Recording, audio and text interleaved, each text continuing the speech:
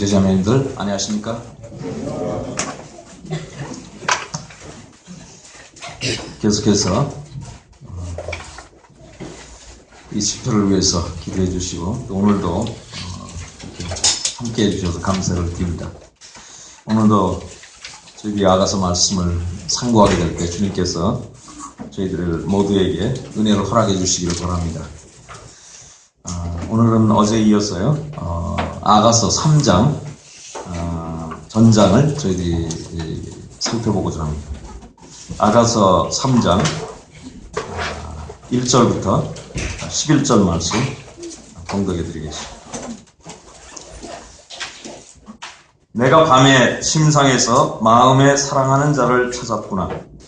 찾아도 발견치 못하였구나. 이에 내가 일어나서 성중으로 돌아다니며 마음에 사랑하는 자를 거리에서나 큰 길에서 찾으리라 하고 찾으나 만나지 못하였구나. 성중에 행순하는 자를 만나서 묻기를 내 마음에 사랑하는 자를 너희가 보았느냐 하고 그들을 떠나자마자 마음에 사랑하는 자를 만나서 그를 붙잡고 내 어미 집으로 나를 잉태한 자의 방으로 가기까지 놓지 아니하노라. 예루살렘 여자들아, 내가 노루와 들사슴으로 너에게 부탁한다.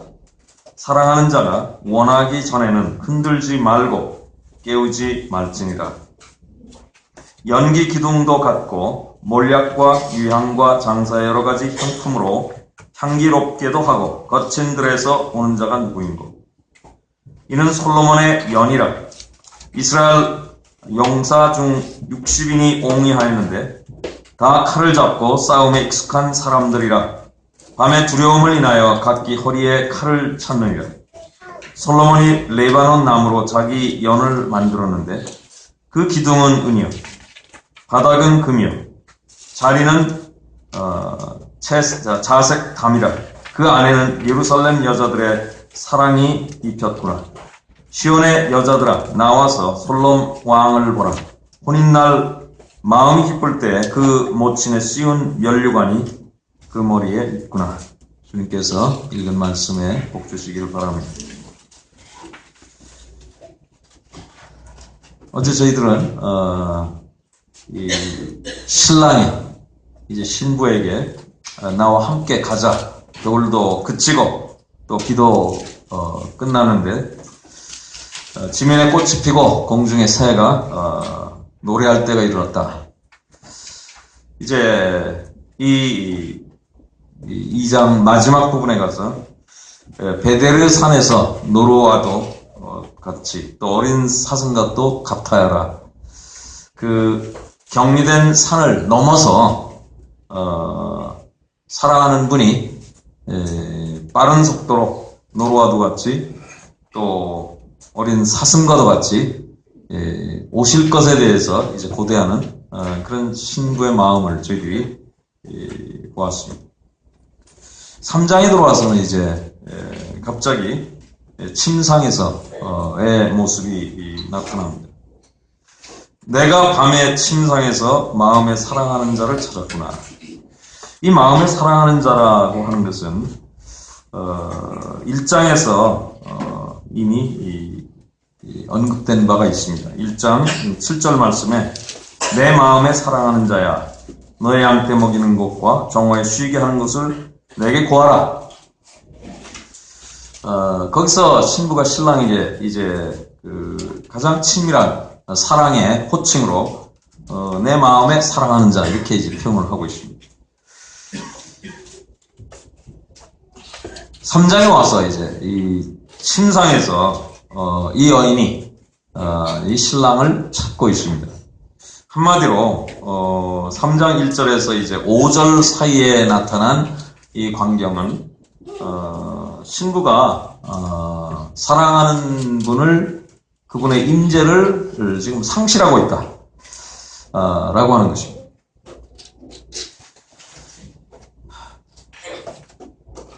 솔로몬의 임재 그것을 잃어버렸다.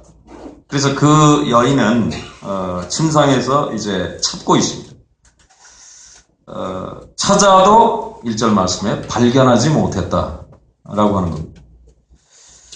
여기 이제 우리 주님의 임재에 관해서 우리가 생각하게 될 때 시편 139편의 말씀을 잠깐 펴서보겠습니다. 시편 139편 보면 하나님의 속성을 여기 잘 말씀해주고 있는데요. 139편 1절에서 6절 사이에서는 하나님의 전지하심을 말씀하고 있습니다.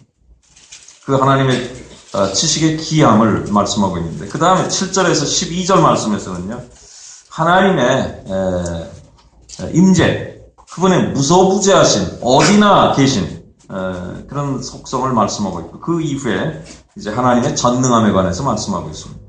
7절 말씀 보겠습니다. 내가 주의 신을 떠나 어디로 가며 주의 앞에서 어디로 피하리이까?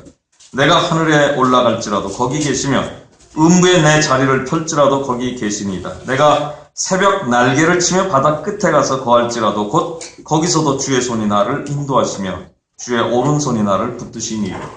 내가 혹시 말하기를 흑암이 정녕 나를 덮고 나를 두른 빛이 밤이 들이라 할지라도 주께서는 흑암이 숨기지 못하며 밤이 낮과 같이 빛이 나니 주에게는 흑암과 빛이 일반이니이다. 여기 이제 이 시편 기자는 우리 하나님의 무소부재하심, 주님의 무소부재하심을 말씀하고 있습니다. 주님은 어디 계십니다. 어디나 계십니다. 그래서 우리는 이제 주님의 임재라고 하게 될 때 주님은 어디나 계십니다. 주님은 언제나 저희 믿는 사람들에게 곁에 있습니다. 저희들은 그 임재를 반드시 느껴야 됩니다. 그런데 문제는 주님이 임재에 계시다고 하는 어떤 사실과 주님의 임재를 내가 느끼는 것과 내가 감지하고 있는 것과 그것은 다르다라고 하는 거예요. 그건 별개의 문제입니다. 한마디로 말씀드리면 주님은 계시지만 문제는 내가 그것을 못 느끼고 있다라고 하는 말씀이죠. 왜 이 여인은 여기 이제 아가서 3장 말씀에서 왜 밤의 침상에서 이 여인은 지금 신랑을 찾고 있을까? 찾아도 또 발견하지 못하고 있을까? 우리가 주님과 사랑을 나누고 주님의 임재를 우리가 즐기다가 우리 마음속에 주님을 사랑합니다. 주님을 너무나 사랑합니다. 그래서 어떤 때는 우리 마음속에 주님의 임재를 잃어버릴까봐 우리가 염려할 수 있다고 하는 겁니다. 또 한 가지 가능성은요. 여기 우리는 2장 말씀에서 우리 주님께서 신랑께서 신부를 향해서 나와 함께 가자 라고 말씀했어요. 함께 가자고 할 때 신부 편에서 희생이 들어가야 되는 것이죠. 그런데 그 말씀을 사모하기도 하고 그 말씀을 순종하고 싶은 마음도 있습니다. 주님 사랑하기 때문에. 그런 마음속에 한쪽 구석에 온전히 갈 그런 준비가 되어 있지 않다라고 하는 몇 퍼센트가 그와 같은 성분이 있을까? 만약 그것이 있다면 우리 믿는 사람 마음속에 그것이 있다면 우리 마음속에서는 이제 주님의 임재를 잃어버릴까봐 두려워하는 마음이 무의식적으로 생길 수 있다 그 말이에요. 여기에 이제 이 밤의 침상에서 그래서 이제 찾지 못했는데 2절 말씀 보면 그 다음에 일어나서 성중으로 돌아다니며 마음에 사랑하는 자를 거리에서나 큰 길에서 찾았으나 그러나 또 만나지 못합니다. 1절과 2절 말씀에서 침상에서 찾았고 그 다음에는 거리에서 찾는다. 이 거리에서 찾는다. 이 여인은 정숙한 여인입니다. 수넴 출신으로 갈릴리 출신으로 정숙한 여인이죠. 솔로몬이 저 북방으로 올라갔다가 만난 여인. 솔로몬이 이 여인에게 구애했습니다. 그 여인을 사랑했습니다. 그래서 이제 우리는 아가서 말씀을 추적해 나가게 될 때 솔로몬은 그를 예루살렘으로 데려오죠. 사랑했습니다. 솔로몬이 사랑하는 것을 이 여인도 알고 있습니다. 사랑하지만 마음속에 함께 가자고 할 때 마음속에 100% 다 동의하지 못하는 부분이 있다면 전혀 부인하는 거 아닙니다. 함께 가자고 할 때 아니라고 이야기하는 거 아닙니다. 그러나 마음속에 온전히 준비되어 있지 못하게 될 때 이 여인에게는 이제 임재를 잃어버린 듯한 느낌 속에서 헤매고 있다라고 하는 것을 3장에서는 이제 그가 침상에서 찾고 거리에 나가서 찾는다라고 말씀하고 있습니다.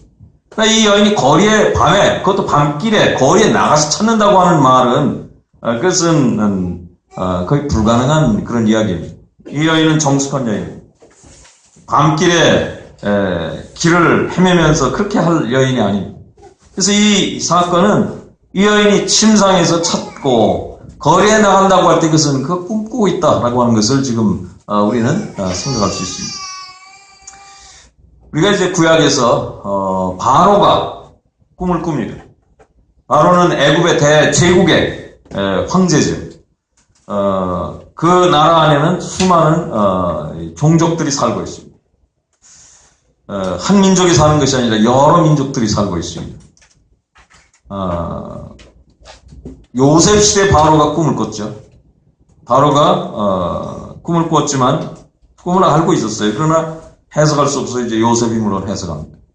왜 그가 꿈을 꿨을까? 하나님께서 물론 그의 뇌에 꿈을 주셨습니다. 그러나 바로 마음속에, 그러나 언제나 마음속에 큰 권세를 가지고 있는 사람입니다만, 그러나 그는 황제로서 마음속에 국가에 대한 안보, 또 자기 위치에 관한 모든 염려, 또 온갖 종류의 반란의 가능성, 또한 천재지변이나 뭐 온갖 종류의 수많은 국가의 안보를 위협할 수 있는, 통치를 반대할 수 있는 수많은 여건들에 대해서 무의식적으로 언제나 생각하는 사람이 황제죠.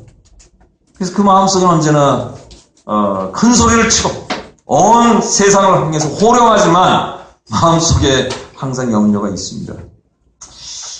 특별히 하나님의 섭리 속에서 그는 그 시대에 큰 염려 속에 있으면서 하나님께서는 그에게 꿈을 주신 것이 아닌가 이렇게 생각합니다. 느부갓네살 어떻습니까? 다니엘 시대 그도 꿈 꿨죠. 그 사람은 꿈 꿨을 때 꿈도 얘기하고 해석도 하라. 바로보다 더 혹독한 그런 명령을 내렸고, 물론 바벨론의 박사들은 아무도 해석하지 못했습니다. 다니엘이 하나님을 통해서, 하나님의 능력을 통해서 해석했습니다. 우리는 이제 이런 사건들을 보게 될 때 꿈이라고 하는 것은 그 마음속에 있는 산란함, 마음속에 있는 많은 압박 속에서, 스트레스 속에서, 그는 마음에 편치 않은 여러 상황 속에서 이제 꿈에 그와 같은 것이 반영되고 있다라고 하는 것을 우리는 생각할 수 있습니다. 이 여인은 주님을, 신랑을 사랑했어요. 이 여인은 신랑 사랑하지 않는 여인이 아닙니다. 신랑을 참으로 사랑합니다. 사랑하기 때문에 이와 같은 경험을 할 수 있다. 더더군다나 사랑하기 때문에 만일 그 신랑께서 나와 함께 가자라고 하게 될 때 그 마음속에 온전히 그것에 대해서 수긍할 수 없었다면 마음속에 이와 같은 염려가 있었으리라 생각되는 것입니다. 그래서 밤에 염려합니다. 밤에 침상에서 신랑을 찾습니다. 그러나 찾을 수가 없었어요. 또 이제 꿈이 전개되면서 이 여인은 거리로 나가서 헤매죠. 찾습니다. 우리는 이와 같은 여인의 모습을 보게 될 때, 이 신부의 모습을 보게 될 때 이 신부 마음속에 갈망하는 것이 있습니다.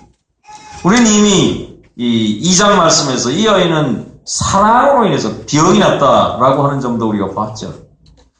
여인의 사랑, 그럼에도 불구하고 신랑의 임재에 대해서 임재가 이제 사라져버린 것 같은 느낌, 그것 때문에 방황하고 있는 모습, 이 모든 것들은 이 여인이 신랑을 사랑하는 데서 나온 것이라고 생각하는 것입니다. 그러면서도 거기에 부족이 있습니다. 이와 같은 것은 이제 이와 같은 어려움 속에서 꿈에서 그 여인은 사방으로 다니는데 거리로 나가서 또 성중에서 돌아다니죠. 그것도 밤에. 우리가 이제 시편 말씀 보면요. 첫째 시편 42편 말씀 보면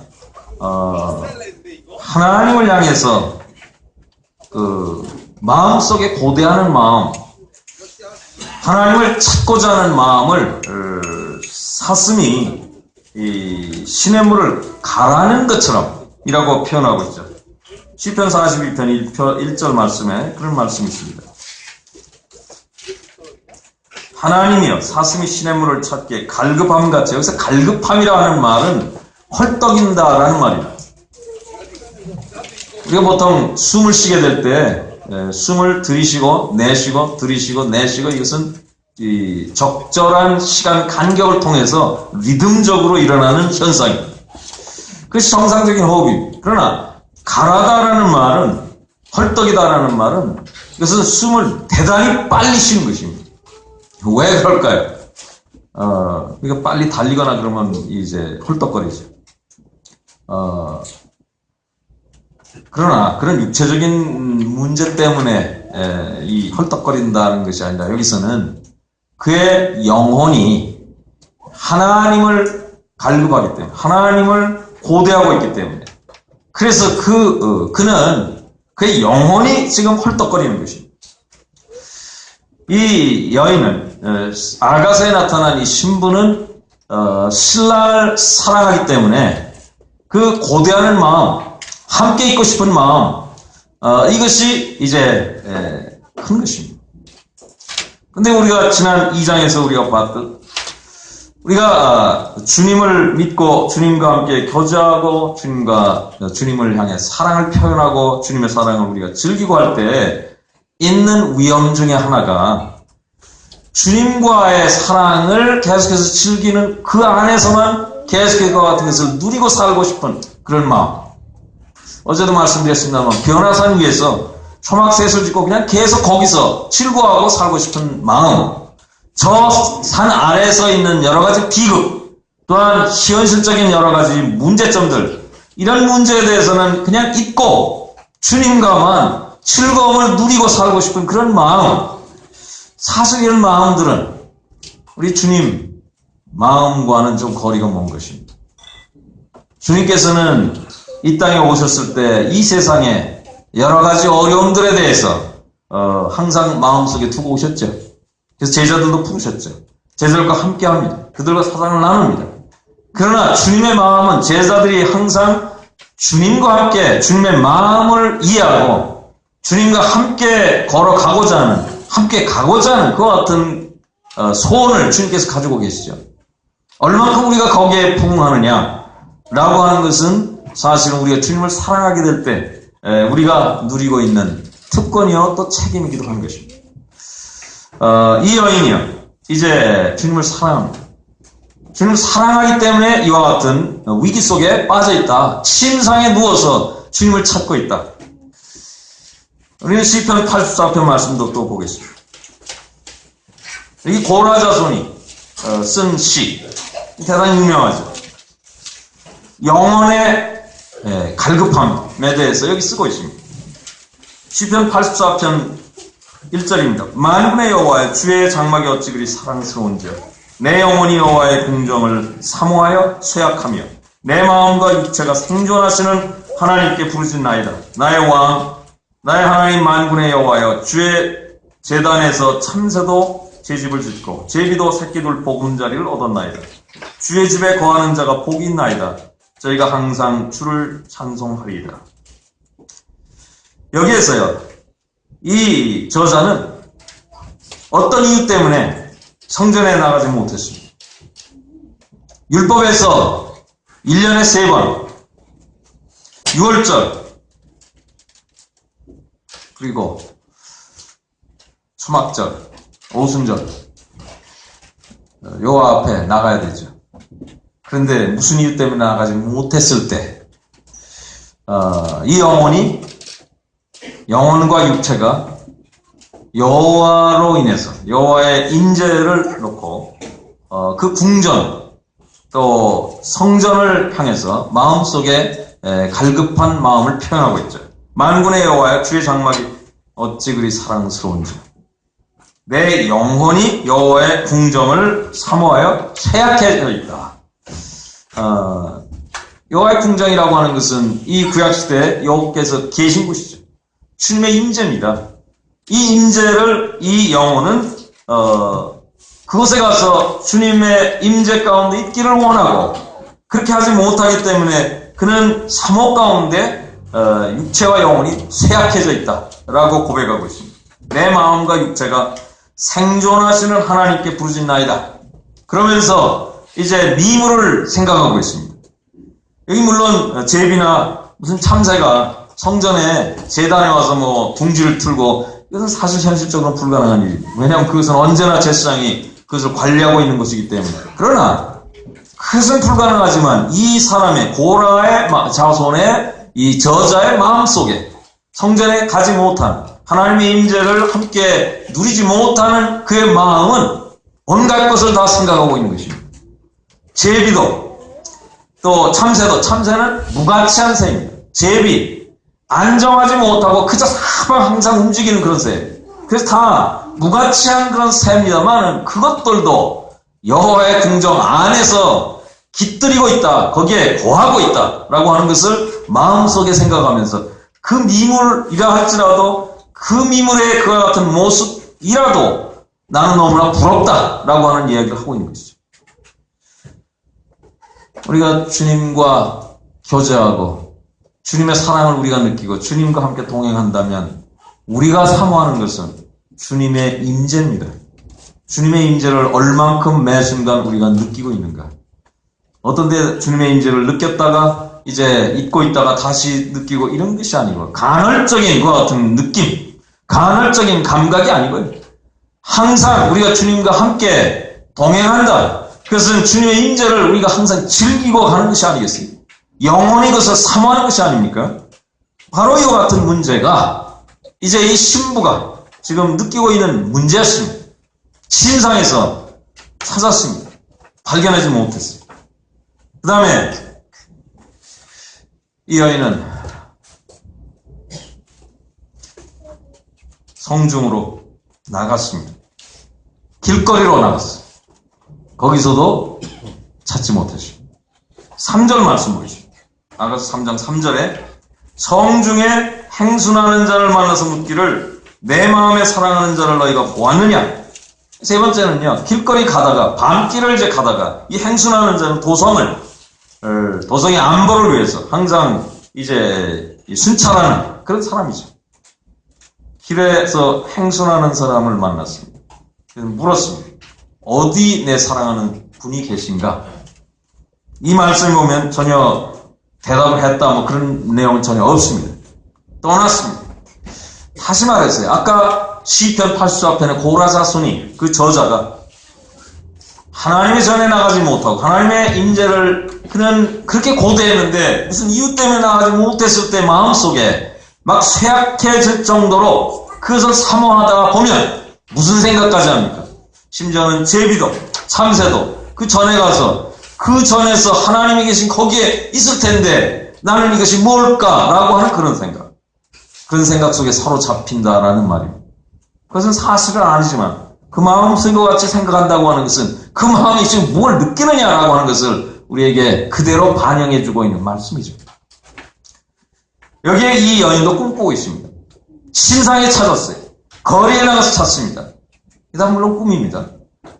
그런데 그 꿈을 그렇게 꾼다고 하는 말은 이 여인 마음속에 주님의 임재를 놓친다고 하는 것은 그것은 결코 그 마음속에 받아들일 수 없는 그 어떤 현실이기 때문에 느끼는 것입니다. 그래서 꿈에 어떻게까지 갔어요? 순찰하는 사람 만나서 묻습니다. 그런데 거기 대답을 발견하지 못했습니다. 여러분, 우리가 이 세상에서 여러 가지 문제로 인해서 고민하고 할 때요. 우리 학생들 이런 꿈 많이 꾸죠. 밤새도록 수학 문제를 시험장에서 푸는 꿈을 꾸는데 밤새도록 깰 때까지 그 문제를 하나도 못 풀어요. 왜 그렇습니까? 낮에 계속해서 그것에 대해서 고민하고 있기 때문에 그것은 밤에도 꿈에 그런 꿈이 나오는데 이상하게 그 꿈은 그 시험은 빵점이에요. 밤새도록 고민하는 것이, 꿈에서도 괴로워하는 것이.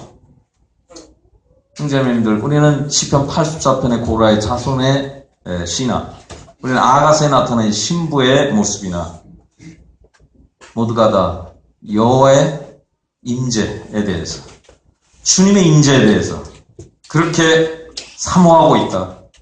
기억이 날 정도다. 허약해질 정도다. 그래서 밤에 꿈에 거리를 돌아다니면서 막 찾고 있는데도 절대로 찾지 못했다. 행순한 자에 물어봐도 대답도 없다. 이런 절망적인 상태 속에서 이 꿈은 진행되고 있다. 그것은 이 여인의 마음을 그대로 반영해주고 있다라고 하는 것을 우리는 쉽게 이해할 수 있죠. 4절 말씀에 보면 이제 행순한 자가 떠났습니다. 마음에 사랑하는 자를 만나서 4절에 가서 만났어요. 4절에서 만났습니다. 행순한 자가 떠나고 나니까 어떻게 솔로몬이 거기에 나타나는지 우리는 알 수 없어요. 그 거리에, 밤거리에 솔로몬 왕이, 그 신랑이 그곳에서 어떻게 나타났는가? 어쨌든 만났습니다.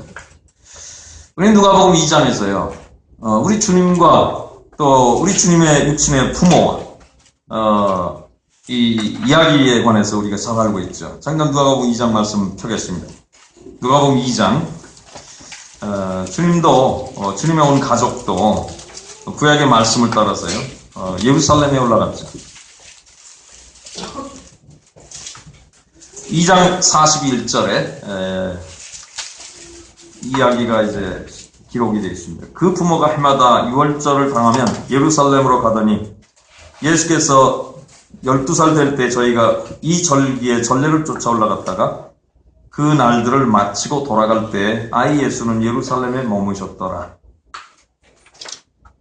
그 부모는 이를 알지 못하고 동행 중에 있는 줄로 생각하고 하룻길을 간 후에 친족과 아는 자 중에서 찾되 만나지 못하며 찾으면서 예루살렘에 돌아갔더니 사흘 후에 성전에서 만난 적 그가 선생들 중에 앉으사 저희에게 듣기도 하고 하며 묻기도 하시니 듣는 자가 다 그 지혜와 대답을 기이 여기더라. 그 부모가 보고 놀라며 그 모친은 가로되 아이야 어찌하여 우리에게 이렇게 하였느냐 보라 내 아버지와 내가 근심하여 너를 찾았노라. 예수께서 가라사대 어찌하여 나를 찾으셨나이까 내가 내 아버지 집에 있어야 될 줄을 알지 못하셨나이까 하시니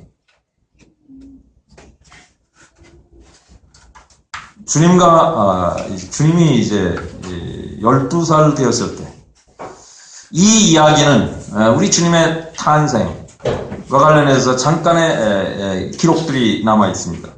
그리고 나서 우리 주님은 공생의 30세 공생의 시작서부터 이제 거의 대부분의 이야기가 복음서에 기록되어 있죠.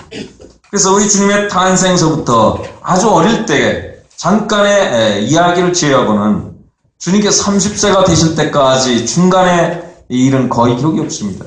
다만 여기에 12살 때 우리 주님의 사건이 이제 기록되어 있죠. 이 사건은 독특한 사건입니다.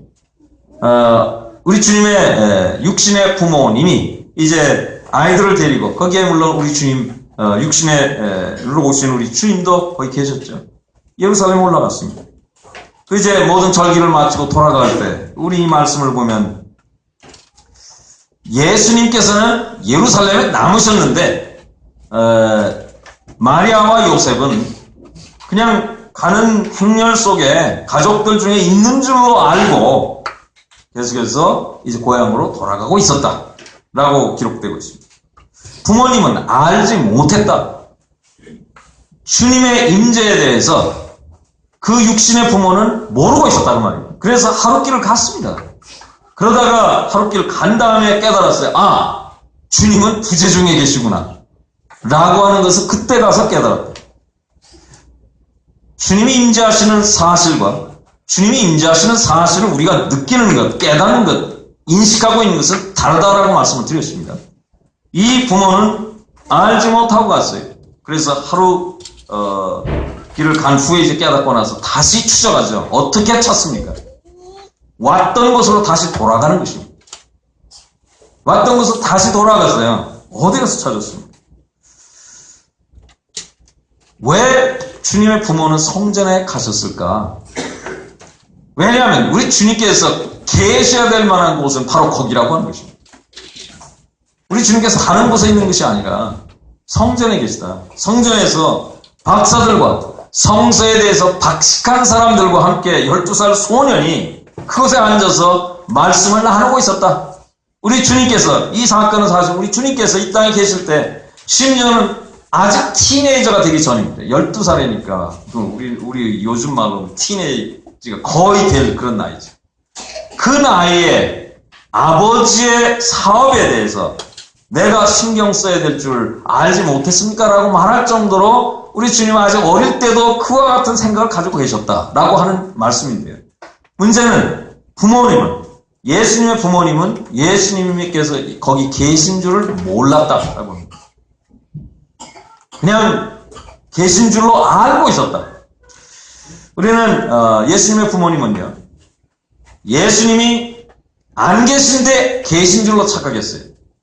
근데 막달라 마리아는 어떻습니까? 막달라 마리아는 예수님이 계신데 안 계신 건 줄로 알고 눈물 흘리고 울고 있었죠.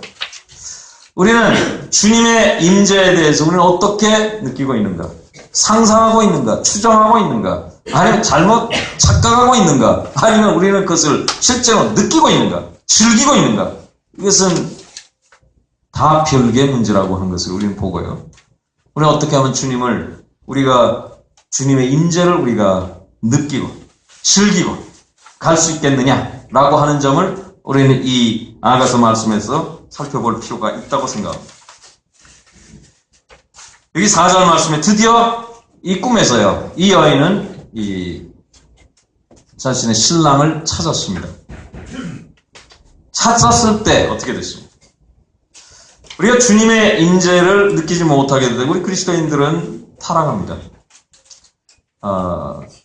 그것은 주님의 임재를 못 느끼는데도 그냥 살아갈 수 있다고 하는 것은 이것은 타락이죠. 타락한 성도가 어떻게 하면 찾을 수 있느냐라고 생각한다면 그것은 회복의 기미가 보이는 것입니다. 근데 만약에 주님의 임재에 대해서 마음속에 어떻게 하면 찾을 수 있을까? 나는 주님의 임재를 지금 못 느끼고 있다. 우리 그리스도인들이 주님의 임재를 못 느끼고 있다면 우리 마음은 답답한 것입니다. 숨이 찬 겁니다. 숨쉬기가 어려운 것입니다. 정상적이 아닌 겁니다. 우리는 감기 걸리면 열나고 어떤 데는 몸살까지 하면 근육도 아프고 식욕도 없고 뭐 여러 가지 증상이 나타나는 것처럼 주님의 임재를 우리가 느끼지 못한다면 그것은 우리에게 영적으로 실제로 많은 증상이 나타나는 것입니다. 그래서 그는 다시 주님의 임재를 다시 찾아야 되는 것입니다. 이 여인은요, 이 문제에 대해서 주님의 임재는 이 여인에게서 생명과 같은 것이었습니다. 그래서 주님의 임재를 느끼지 못했을 때, 그래서 밤에 고민하고 밤에 꿈에서 찾고 그래서 찾았습니다. 찾았을 때 어떻게 됐어요? 타락한 성도가 주님의 임재를 다시 찾게 될 때, 그분의 임재로 인해서 즐거움을 회복하게 될 때 다시는 주님을 놓치지 않겠다, 이런 생각을 하게 되죠. 거기에 이 여인은 이렇게 말합니다. 만나서 그를 붙잡고 내 어미 집으로 나를 잉태한 자의 방으로 가기까지 놓지 아니하였다. 여기에 이제 어머니의 집이라고 표현하고 있습니다.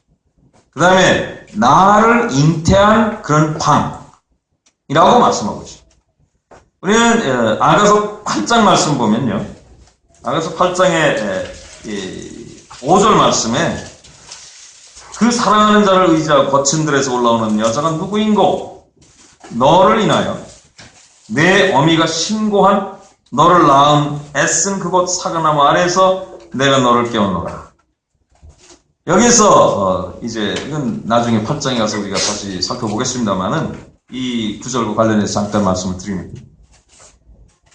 내 어미가 신고한 고통을 느끼던 너를 낳은 자라고 할 때, 너를 낳았다라고 할 때 이 낳았다라는 말은 그것은 맹약을 말하는 것입니다. 서약한다라고 하는 것을 말합니다. 그래서 이 아이를 나를 낳으셨다라고 할 때 낳은 곳, 그것을 여기서는 이렇게 말합니다. 사과나무 아래라고 말씀했어요. 그럼 이것은 이것은 아름다운 심상입니다. 사과나무 아래서 아이를 낳지 않았겠죠. 그러나 바로 그것을 이야기하게 될 때 그것은 사랑을 맹약한 곳이다 라고 말씀하는 거죠. 그래서 여기 이제 3장 4절 말씀에서 내 어미 집으로 나를 잉태한 자의 방으로 낳은 것이 맹약이라면요. 잉태는 잉태 이후에 10달 후에 낳죠. 다시 말해서 이 술람 여인이 솔로몬을 처음 만나서 후회를 받은 곳이 있었습니다. 그 사랑의 출발점이 있었습니다. 그리고 맹약합니다. 우리가 서로 사랑하고 있다고 하는 것에 대해서 사랑을 맹약하죠. 이 모든 것은 사랑의 시초입니다. 그분의 임재를 발견하고 난 다음에 그분을 붙들고 절대로 안 놓습니다. 그리고 어디로 갑니까? 사랑의 시초에 그 장소로 간다 그 말입니다. 우리가 에베소 교회에 주님께서 권면하시게 될 때 너희들은 여러 가지 것들을 다 잘하고 있다. 그러나 너희 문제가 있다. 너희는 이것은 회개해야 된다. 너희 첫사랑을 버렸다. 첫사랑을 회복해야 된다. 회복하지 않으면 촛대로 옮기겠다. 이런 말씀을 하셨죠. 첫사랑을 어떻게 회복합니까? 첫사랑을 잃어버렸다면 그분과의 처음에 사랑을 맺었던 이와 같은 장소로 다시 돌아가야 됩니다. 우리는 주님의 임재에 대해서 희미해지고 주님의 임재가 느껴지지 않음에도 불구하고 나는 사회생활을 계속해서 하고 그냥 그리스도인으로서 생활을 계속해서 한다면 나에게 심각한 문제가 있는 것입니다. 많은 특권을 나는 상실하고 실제로 구원의 기쁨도 잃어버리고 주님의 사랑으로 인해서 내 마음속에 얻어지는 위대한 확신, 그 모든 것들은 위대한 기쁨입니다. 이 사랑으로 인한 기쁨, 이것을 잃어버리고 만다. 그래서 여기에서 회복하기 위해서는 어떻게 될까? 그분을 찾아야 됩니다. 우리 예수님의 부모님은요, 예수님을 함께 가는 줄 알았어요. 주님과 함께 동행하는 줄 알았는데, 하루 동안에 계속 가다 보니까요, 없어요. 부재라고 하는 것을 깨달았을 때, 그걸 어떻게 했습니까? 그냥 계속 갈릴리로 가지 않았어요. 그는 모든 비용과 모든 희생을 동원해서라도 다시 돌아가는 것입니다. 어디서 놓쳤습니까? 예루살렘에서 놓쳤습니다. 예루살렘에 돌아가는 것입니다.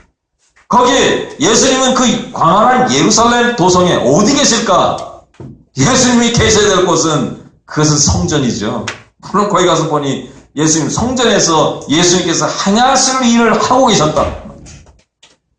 여기에 이 여인이 꿈에 가서 꿈에 이 신랑을 찾기 위해서 이제 다닐 때 어디로 갔습니까? 토성 거리로 갔습니다. 그것은 분주한 곳입니다. 거기는 사실은 시장입니다. 거기는 시끄러운 것입니다. 산만한 곳입니다.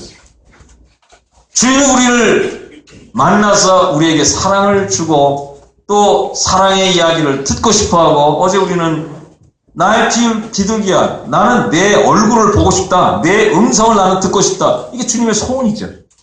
이 사랑을 피차 나누는 것.